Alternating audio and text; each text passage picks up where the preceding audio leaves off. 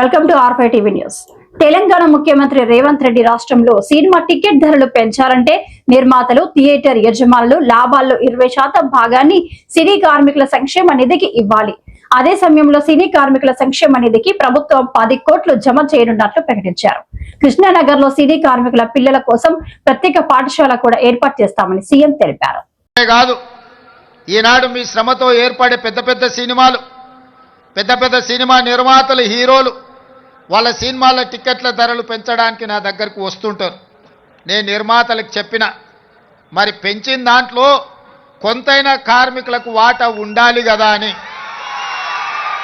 రాష్ట్ర ప్రభుత్వం సినిమా టికెట్ల ధరలు పెంచితే హీరోలకు ఆదాయం వస్తుంది, నిర్మాతలకు ఆదాయం వస్తుంది, కార్మికులకు మాత్రం ఒక్క రూపాయి కూడా అదనంగా రావడం లేదు. అందుకే ఈ వేదిక మీద నుంచి మీకు మాట ఇస్తున్నా, ఆ ఆదాయంలో 20% కార్మికులకు ఇస్తేనే రాష్ట్ర ప్రభుత్వం జీవో ఇస్తుంది.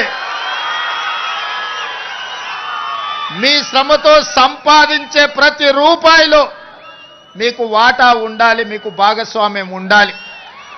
ఈ వేదిక మీద నుంచి మా అధికారులకు నేను ఆదేశాలు ఇస్తున్నా, రేపటి భవిష్యత్తులో ఎంత పెద్ద నిర్మాత అయినా, ఎంత ఇన్ఫ్లుయెన్షియల్ పర్సన్ అయినా రాష్ట్ర ప్రభుత్వం అదనంగా టికెట్ల ధరలు పెంచితే వచ్చే ఆదాయంలో 20% నా కార్మిక సోదరుల కుటుంబాలకు వెల్ఫేర్ ఫండ్ కింద వాళ్ళకు ఆ నగదు బదిలీ జరిగితేనే ఆ ఒప్పందం ప్రకారమే మా రాష్ట్ర ప్రభుత్వం జీవో ఇస్తుంది.